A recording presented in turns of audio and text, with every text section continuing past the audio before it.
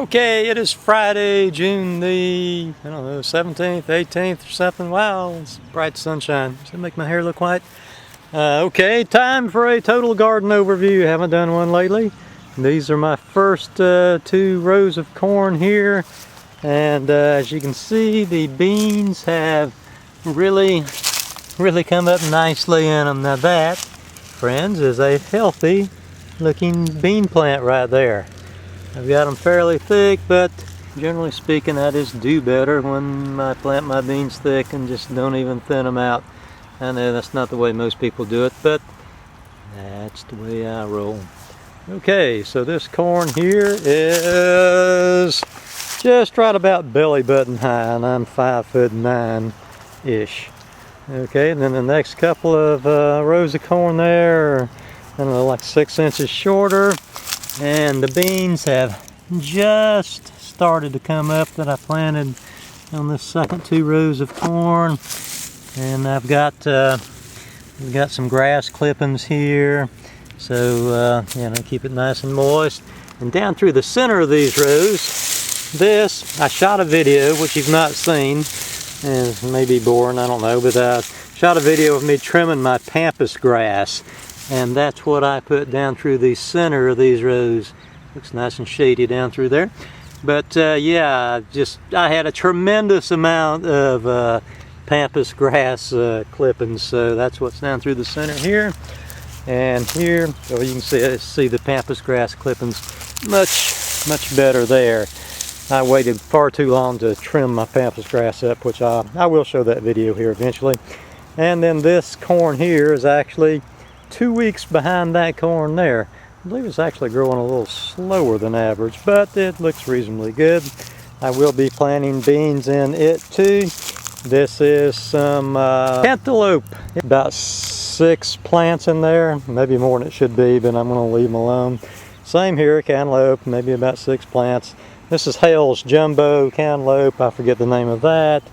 And here's the first watermelon I've ever planted in my entire life, and it's looking good and healthy anyway, so I can't really say much more about it than that. It's just now starting to get the little tendril runners on it, but it's sort of a smaller super sweet top variety. And here is my cucumbers, my straight 8 cucumbers. You know, on this side it's straight 8, on this close side. But on the other side, I planted a few Poinsett 76. I just had a few leftover seed, and I swear I believe that you can tell the difference there on the right side. The Poinsett 76s are indeed bigger than the straight 8. Poinsett 76 is a hybrid. I don't know if straight 8 is or not, but I really do like the Poinsett 76 because they seem like they're always straighter. A little bigger and a little straighter than the straight 8, but there's really no blooms on here yet or anything, so it's gonna be a couple more weeks before these things start producing, and I should have, well, just every bit as many as what I did last year. This right here is an early girl tomato. It's like about 16 inches tall or so. Right there, a little small tomato. Just thought I'd put my finger down there so you could get a little perspective. Okay, moving on. We have here the squash. Yeah, I probably should have thinned these out a little more than I did. This is 5 squash plants in this particular hill. Right here is my Mexican bean beetle. The scourge of the bean growing, scourge? Scourge. The scourge of the bean growing world is the Mexican bean beetle. And yeah, the larvae of these things actually does more damage than what the bug itself does. So I have to come out here every so often, and even when it looks like there's not any on my plants, when you go to looking up underneath your plants, you usually see some. Like I just saw one more right there from looking up underneath, and there's another one. So you got to crawl around with your head stuck down on top of the ground looking for those things to be able to get them all. Like I said, they don't really bother the squash too awful much, but the beans, they can just wipe out a bean patch. Okay, moving on here, we have our peppers. The peppers have greened up really nicely and are looking good. Don't even know what all these are called because my little plastic things have long since disappeared on me here. They're all basically some kind of hot peppers except for the few bell peppers that I've got. So yeah, these peppers will be ready to eat here before very long, really. And there's going to be a lot of them in these first 4 here. And this is some kind of chili type pepper here. It's looking good.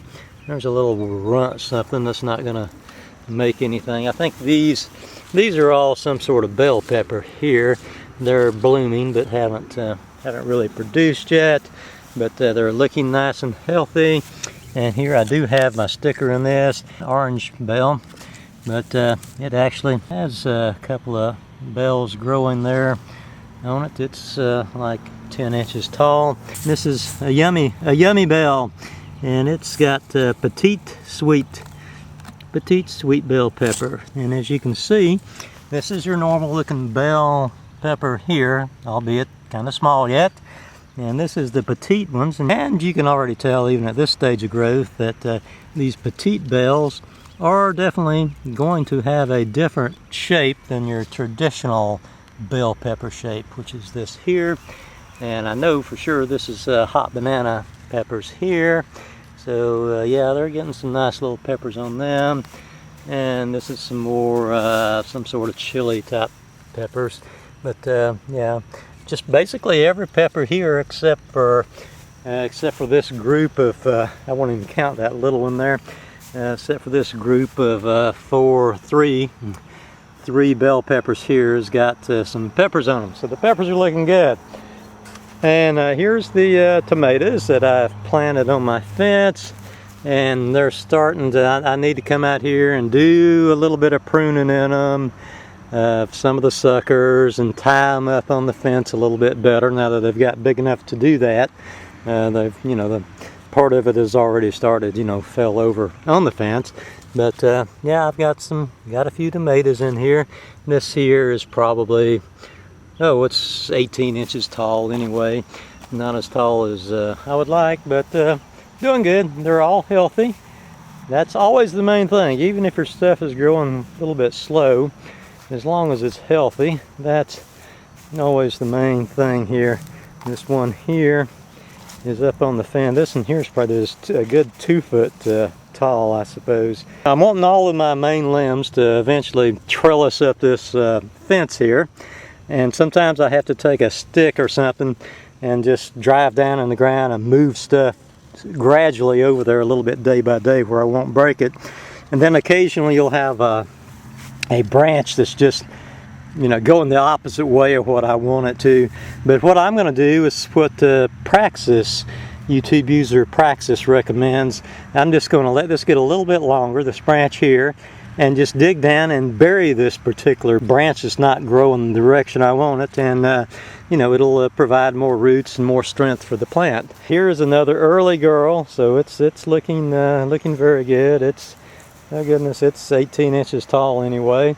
I just stuck these out here. These were actually smaller plants and less desirable looking plants than these that I put on this fence. I did all this soil preparation here with like my peelings and all last year and everything, and put lime out here and much more manure and everything than what I did there. And I want you to look at these suckers.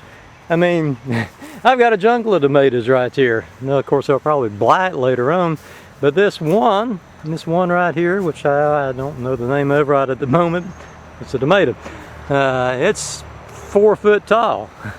So yeah, I don't have like big tomatoes on them yet, but I've got some smaller type tomatoes right there, and you know, they've got quite a few blooms on them. And you know, there's a few tomatoes sprinkled in here, but yeah, these things are just they'll be topping out those 5 foot tall cages here before you know it. This is Web Cajun's method of anchoring his cages down. You call these T-poles. You drive them in the ground, and then you put one of these cable stay ties around it, couple of different places, and that works really fantastically. Okay, so let's go down and see what the okra looks like. Okay, there of course is the beans that I planted 2 days ago. So there's really nothing to see there you haven't already seen. And there's a couple of early girl tomatoes. And these early girls, of course, they got their feet wet too. These we're planting, no, these are not early. These are celebrity tomatoes, which is a large variety of tomato. And they were planted at the exact same time as the early girls I just showed you up in the main garden. And yeah, these are a larger variety of tomato than the early girl. And you can see they're much smaller because they got their feet wet. But now they're getting healthy looking, so all is good. And here is my okra, which you can't really see too much yet, but there they are. The little okra seedlings have come up several days ago. And you know, I plant several of them across just to make sure I get a stand of them. And you know, they're just like an inch tall or whatever. And you know, a foot apart all the way out through there. So that's probably about 55 feet of them, so it'd be a total of 55 plants or so. So that's pretty much it for this garden, total garden overview here. But anyway, before the Mexican bean beetles moved in, this used to be the scourge of the beans, and that is the Japanese beetles. But even though they're a problem, they're real easy to deal with. This is just on some weeds here, but they're easy to deal with by just squishing them, because you don't have all the larval problems you do with the Mexican bean beetles. They're just not nearly so prolific. See if we can get them to move around here a little bit. Don't fly off, you little buggers. Whoops, I think I disturbed them. They just fell off. Okay, bye everybody.